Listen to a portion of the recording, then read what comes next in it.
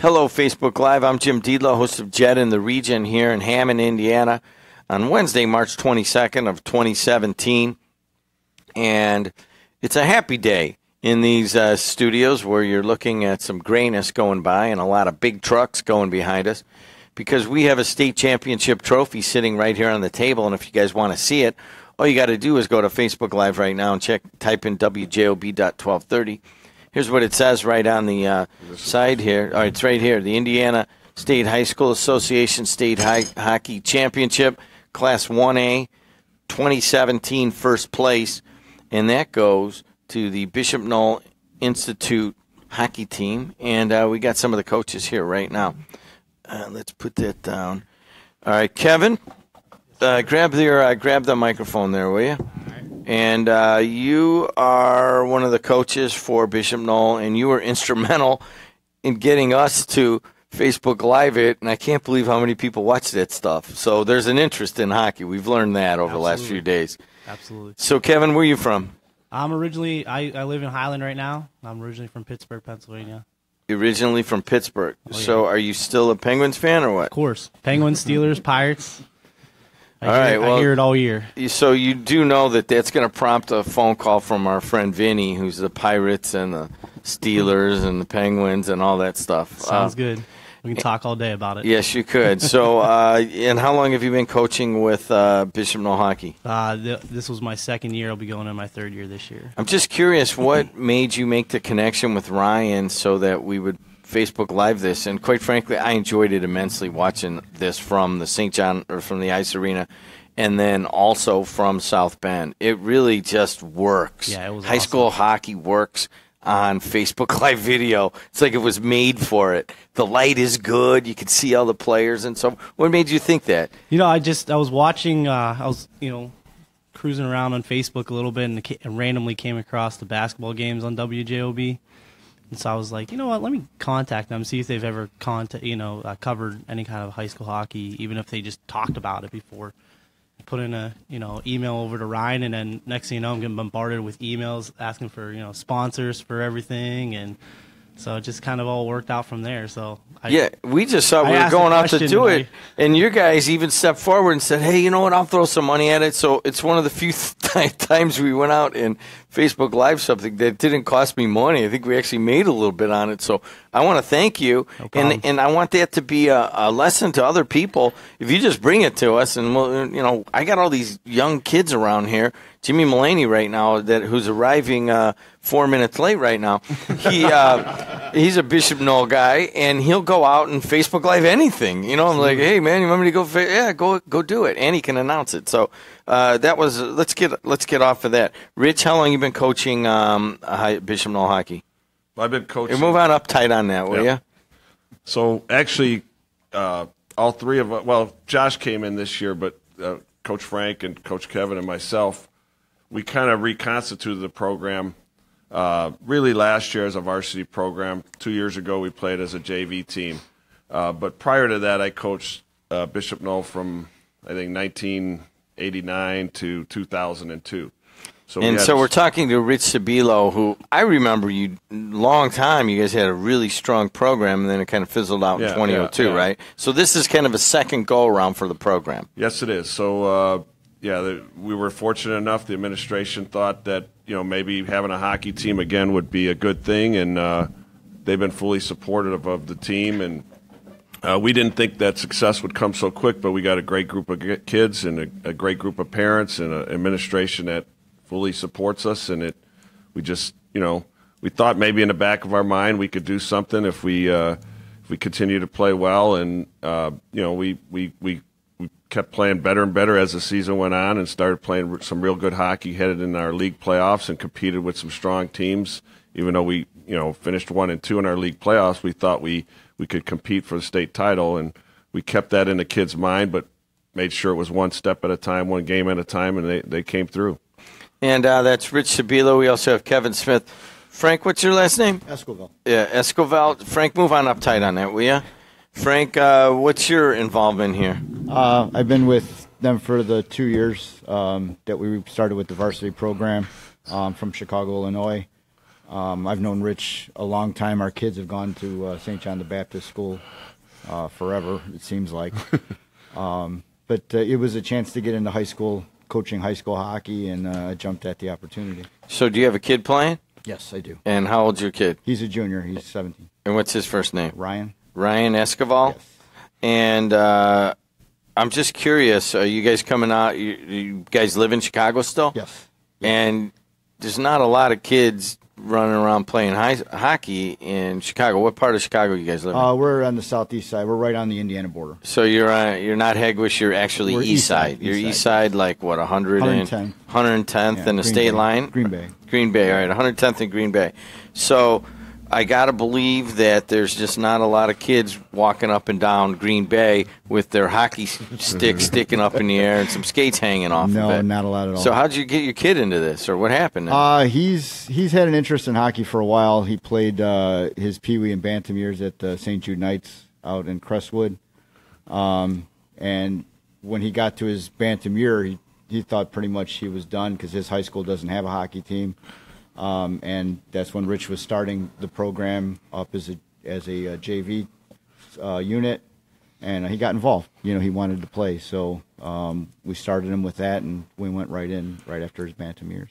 So I married a Hispanic, and I know probably maybe 300 Hispanic families, and not one of them are hockey families. Okay, so I mean, I'm not making like a generalization. I just know that there's just not a lot of Hispanic hockey families. There are a couple actually out of Crown Point where they got younger kids, and because I know Doug Walker, his kid plays for Crown Point, so I get a little bit of what's going on in that. But you're kind of blazing a trail here. First of all, you know what I mean? There's just not a lot of Hispanic hockey players. Gomez play, I mean, the NHL, maybe there's a few. There's actually more than you would think. It's just not really right in the Chicago area, maybe outside, but you actually do see a lot of Hispanic names on rosters. It's surprising. Now, is it sometimes it takes like some role models to come forward and have some real big success, and then you can kind of it can start some momentum and so forth in the community. I mean, are there other Hispanics playing that you know of, or there are quite a few, not so much on the Bishop Knoll hockey team, but I mean, what Santos would be in. We've had some kids at opponents Bishop and Knoll. stuff. It's just it depends. It's not a real big number. Yeah, but you know what? It's growing, It's growing. Yeah, it is growing, and that's kind of cool. Hey, let's move on. We've got Kevin Smith, Rich Sabilo, Frank Escoval, and Josh. Josh, what's your last name? Belko. Josh Belko, and you're one of the coaches also. By the way, how'd you get so many coaches, Sabilo? It's the pay, which is actually nothing. These guys all sacrifice their time. Because hockey's such an expensive sport, we try to keep costs down, and one of the ways we keep costs down is our coaches really don't receive any salary. So it's a testament to their dedication to the sport. Hockey is a weird sport, man. People are passionate about it, and they'll do whatever they have to do, wake up early in the morning, drive all over, and these guys do it. Like Coach Josh and Coach Kevin don't have kids on the team. Coach Frank and I do. Next year I won't, and in 2 years, Coach Frank, if he's still with me, won't. But, yeah, Josh is a younger guy, too, so he could be doing a lot of other things, but he sacrifices his time to coach. You know what?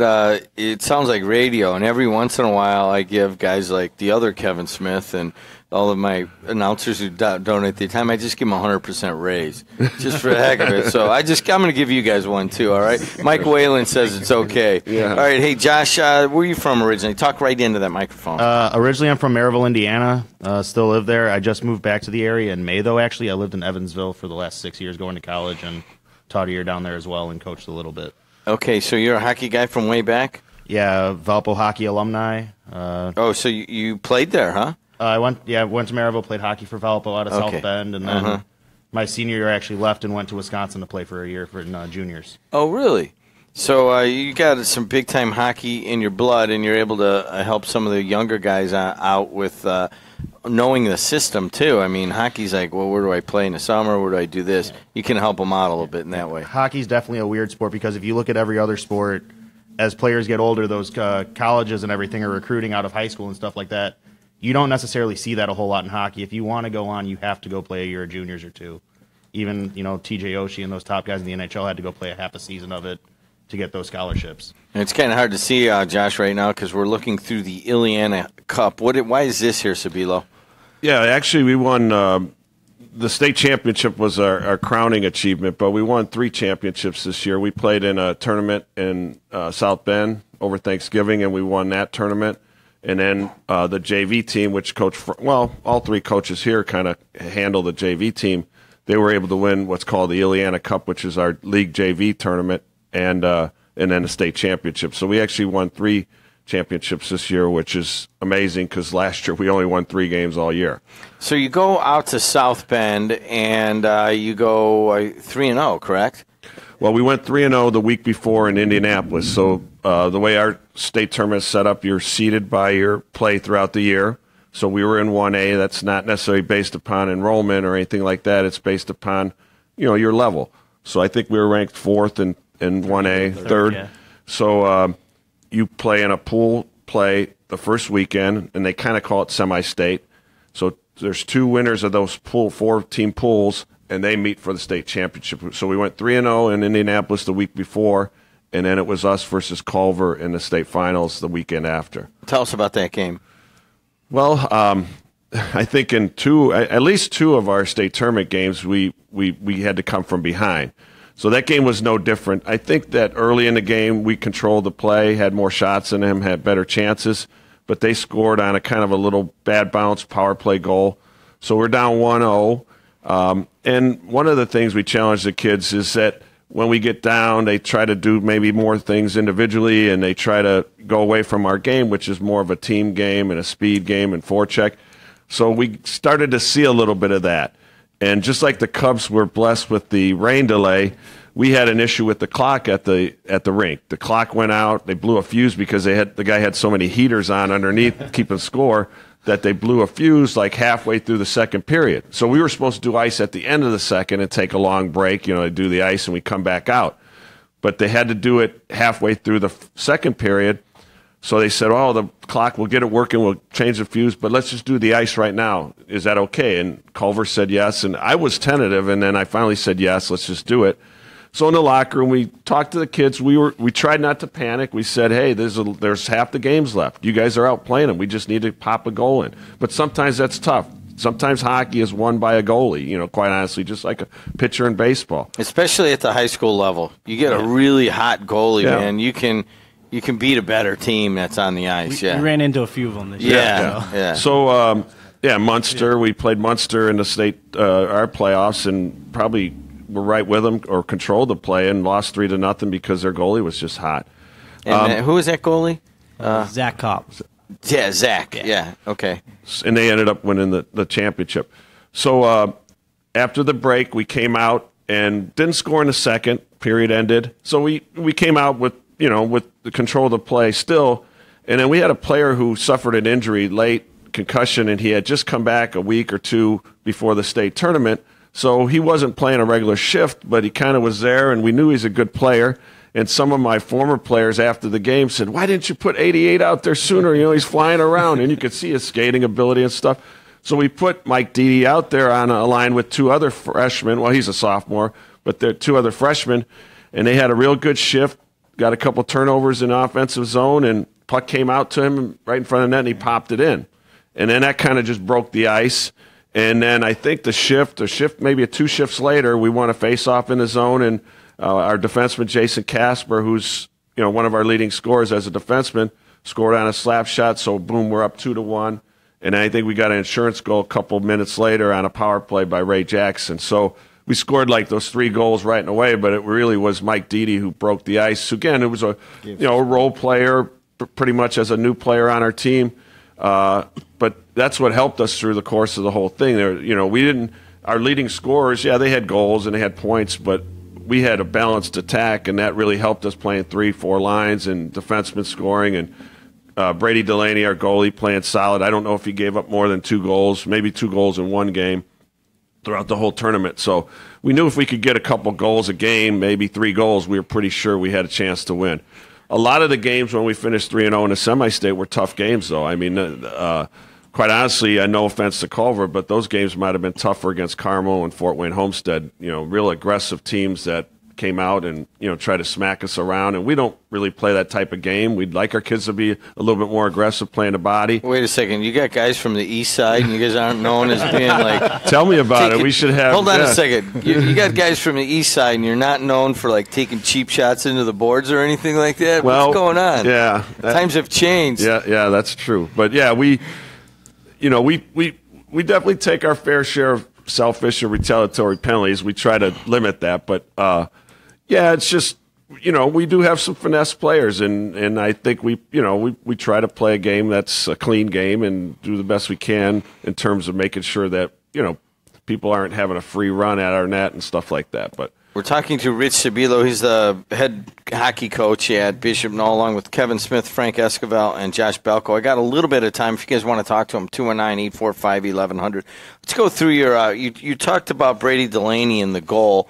Let's talk about some of your defensemen, and let's try to get every kid, as many as you can remember. Who's in charge of the defensemen? All right, Kevin Smith. Kevin, who'd you have on the defenseman line? So I started off the game with Jason Casper and Colin Lenzo. Colin Lenzo's a freshman. Jason's actually a sophomore. And the two of them during the state tournament, I just happened to pair the lines like that, and it just worked. And every game, I get kind of superstitious, so I started the same way each game. So then I had Anthony Oliva. He's another one of our captain. Him and Jason Casper are our captains. Anthony's just a solid overall player. He can score. He can skate it. He can hit you, and he can do it all basically. So then we had Caleb Basting was his partner. Caleb's a senior, and he's really turned it on the last half of this year. From what he did last year to this year, his improvement has just been phenomenal. And then we had Luke Reisers as well too as our 5th defenseman. Luke is a sophomore, and he's really come a long way as well. He's been really great. Just this whole year. He started off real strong. A couple games went down, but he really responded. And he at times he'll get timid, but there's other times where he's just he's stopping the best player in the team, and you're just like, okay, I need that every shift now. So, but yeah, all 5 defensemen this year. We had a good group. Even on the JV side too, those guys have really helped out. To win the Ileana Cup. So.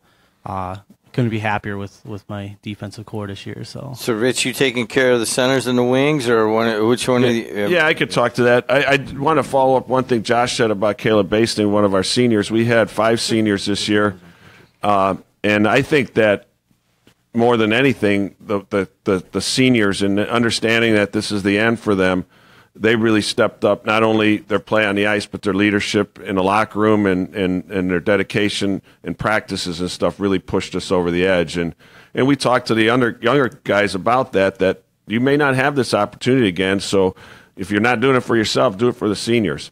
On the offensive side, we played 3 or 4 lines throughout the tournament. One line is Alex Sabilo on left wing, Hunter Zahorsky at center, and Ray Jackson on right wing. And that's kind of our first power play unit. The next line was a younger line with Joey Vesley centering, with Tommy Delaney on left wing, and Kevin Jaros, who's a senior, on right wing. And then maybe our banger line would be Tyler Staley, who's probably 100 pounds soaking wet, but he's a tough kid. He's from Hegwish. And Patrick Janik on left wing, who's a freshman, but he's going to be good. He's got a lot of size and speed and ability. And then Nick Reisers, who's kind of a football player on ice, but Nick's improved a lot.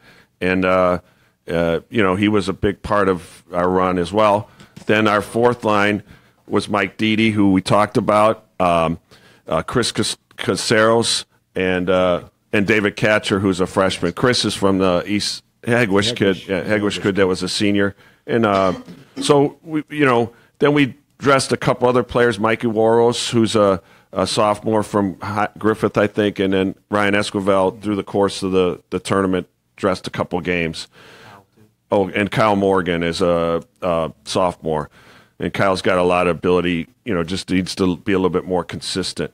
Rich, you got five seniors graduating. What's that leave you for next year? I think we're pretty healthy for next year. A lot of our key players were underclassmen. We only have 3 juniors that are going to be seniors, or four including Brady, for 3 skaters and 1 goalie. So we have a lot of. We were heavily laden with freshmen and sophomores. So the future's bright for us. The seniors that we are losing, that's going to be not only from a talent standpoint, but from a leadership standpoint, it's going to be a big blow. But we do have our 2 captains returning as well. So, yeah, we're looking for good things next year. We're going to start over. We've already told the kids, on Saturday, preparation for next year starts on Sunday. So we've already been using whatever practice time we have left this year to get kids out there, get new kids involved. We'd love, Hammond has a good tradition of hockey, and we'd love to build on that. The Hammond Mohawks sponsor teams through the 30s and 40s, and they still help us and sponsor us. Councilman Mark Kowinski's son played for me at Bishop Knoll. He's a big backer. He was there with his wife at the state tournament. So the school has been excellent. We talk about the east side. We actually practice on an outdoor rink on the east side by Washington High School. There's a City of Chicago Park Department has, I think, 6 outdoor rinks, and one of them's on the east side. And, there's kids out there skating. We'd love to get them involved with hockey. We talked about doing some clinics or getting some things going there. But we use it. We go out there with the full Bishop Knoll team, and people blow the horn as they go down. What is that, Avenue O? Yeah, and they're like, so, we want to continue to grow it, and this is an excellent start for us. We couldn't be happier about our second year, having a state championship under our belt. Rich Sabilo, Kevin Anderson, Josh Belko, and Frank Esquivel.